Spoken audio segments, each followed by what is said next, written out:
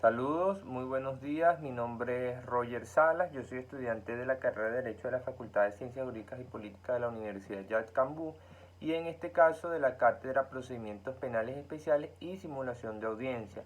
En este video les voy a hablar un poco sobre lo que son el procedimiento por admisión de hecho y el otro procedimiento que voy a hablar son procedimientos para delitos menos graves. Es decir, ¿qué pasa? Algunas veces uno se da cuenta cuando se conoce de algún caso penal o se conoce que se está haciendo la imputación de una persona o que hay un imputado y se está llevando a cabo un proceso, se dice, no, va a admitir los hechos. Entonces, ¿qué pasa? Cuando se admiten los hechos o cuando el imputado o cuando en este caso la persona que está siendo procesada lleva o quiere admitir los hechos, el procedimiento, pues, digámoslo así, tiene como que un desvío del procedimiento normal y entonces ya el proceso se torna más rápido.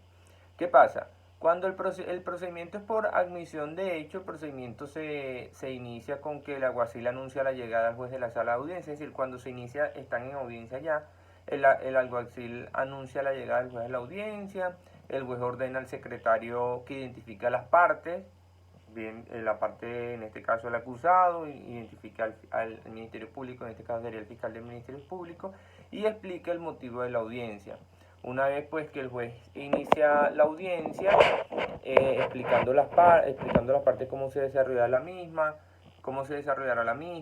haciéndole saber al imputado sus derechos según el Código Orgánico Procesal Penal, cediendo el lugar y luego de esto cede la palabra al fiscal del Ministerio Público. ¿Qué pasa? Una vez que se le cede la palabra al fiscal del Ministerio Público, el fiscal ratifica la acusación, ¿ok? Que el por qué el imputado, por qué el procesado se encuentra, cuáles fueron los hechos, o sea, explica todo el procedimiento, el por qué el acusado se encuentra ahí, cómo fueron los hechos, en qué momento, y cuál es el delito, cuál es el delito que se le está imputando y qué es lo que en este caso solicita. ¿Qué pasa? Una vez que el fiscal pues cede la palabra, el juez se dirige al acusado explicándole el delito imputado, le explica su derecho a declarar o no, porque se le dice al imputado usted tiene el derecho a declarar o no. ¿Por qué? Porque no obligatoriamente el imputado tiene que declarar, tiene el derecho a declarar o no, ¿ok? Así como el beneficio que tiene si admite los hechos de forma voluntaria. Siempre en todo juicio se le notifica al imputado ¿cuál es el beneficio que tiene si de manera voluntaria admite los hechos dándole el derecho, y en ese caso se le da el derecho de palabra, ¿ok? Una vez que el imputado dice sí, yo voy a admitir los hechos, una vez que el imputado admite los hechos de manera voluntaria, el juez cede la palabra a la defensa. ¿Qué pasa? En este caso el abogado defensor ratifica la admisión de los hechos.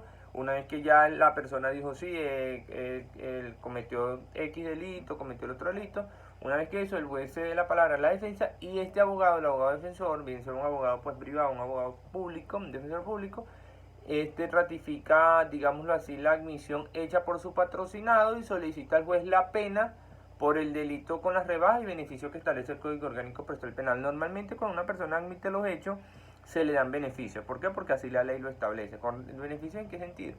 Normalmente pues en la rebaja de la pena, se le dan beneficios, otros beneficios pues que realmente sí benefician al imputado. ¿Qué pasa? Una vez pues que ya el defensor toma la palabra, el juez sentencia otorgando las rebajas establecidas en el procedimiento de admisión de hecho o indica el sitio de reclusión para el condenado, ¿ok? Porque normalmente sí se le dan rebajas con respecto a si es privativa de libertad, se le dan rebajas y también se le indica lo que es el sitio de reclusión. ¿Qué pasa?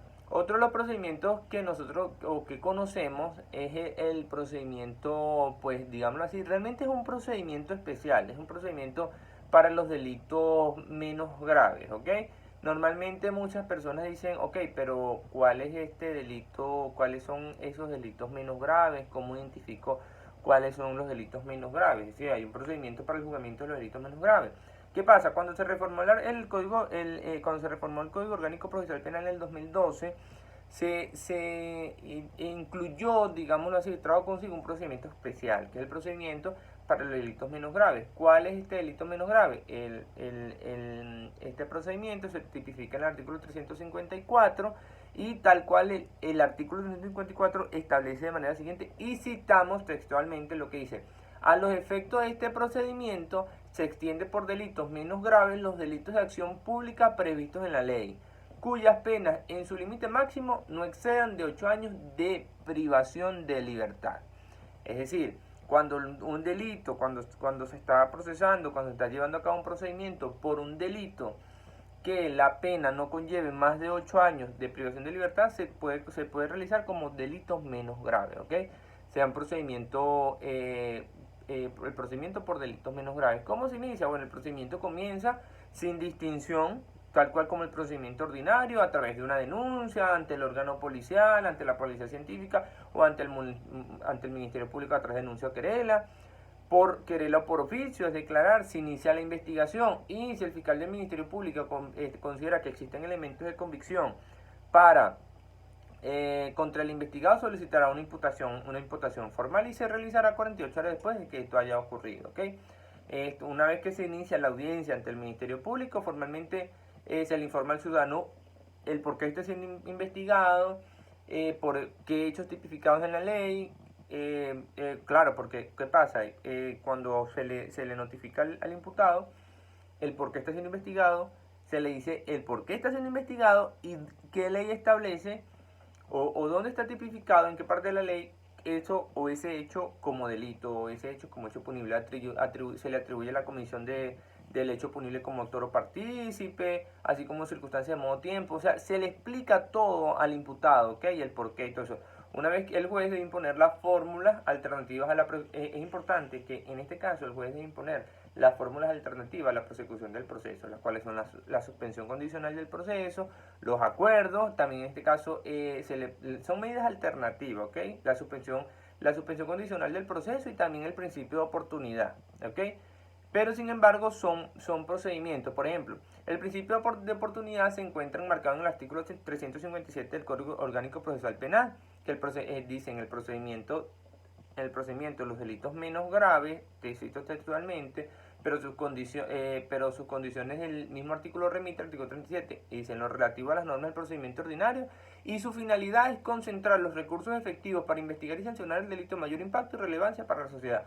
Es decir, que en el artículo 357 se establece lo que es el principio de oportunidad. El principio de oportunidad es la segunda, es una de las oportunidades de la prosecución del proceso. Es una potestad conferida al fiscal del Ministerio Público de no ejercer la acción penal contra los ciudadanos que hayan cometido algún hecho por su significancia o poca frecuencia, o que la poca frecuencia no afecte gravemente el interés público. Es decir, que sea un delito de poca relevancia, que no afecte el interés público, y es una oportunidad que se le da, una potestad que se le confiere al fiscal del Ministerio Público para que no ejerza la acción penal, es decir, que no acuse, ¿ok? ¿Por qué? Porque es un delito menos grave, es un delito grave que no va a interferir en el desenvolvimiento o no va a interferir en la acción pública. Entonces, ¿qué pasa? Se viene lo que es el principio de oportunidad. Acuérdense que el delito menos grave entonces está tipificado en el artículo 354 del Orgánico Procesal Penal y también es para delitos que como pena máxima tengan 8 años, es decir, que su pena sea menor a 8 años.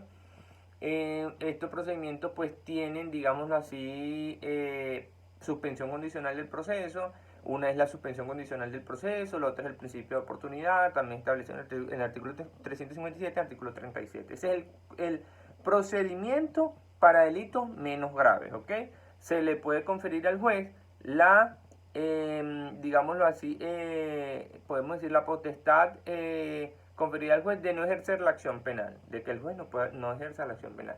Recuerden que en este video les hablé un poco sobre el procedimiento por admisión de hechos y el procedimiento para delitos menos graves. Recuerden que mi nombre es Roger Salas, estudiante de la carrera de Derecho de la Facultad de Ciencias Jurídicas y Política de la Universidad Yacambuy, en este caso de la Cátedra de Procedimientos Penales Especiales y Simulación de Audiencia. Y bueno, para mí es un gusto conversarles. Cualquier duda o inquietud que tengan, pueden hacerlo acá en los comentarios. Muchísimas gracias.